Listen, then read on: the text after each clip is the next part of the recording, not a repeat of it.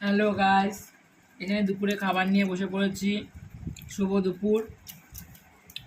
এখানে দেখো ভাতটা আছে, সাদা ভাত।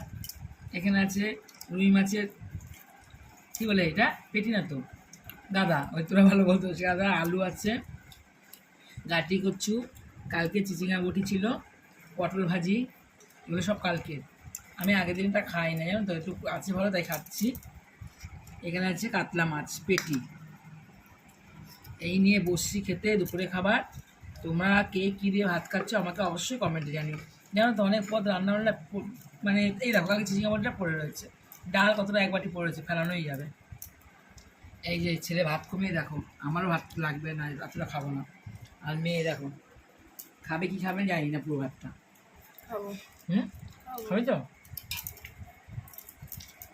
তোমার লাইক করো, কমেন্ট করো, শেয়ার করো, কেমন ভিডিও দিতে যায় সেটাও জানিও। তাতে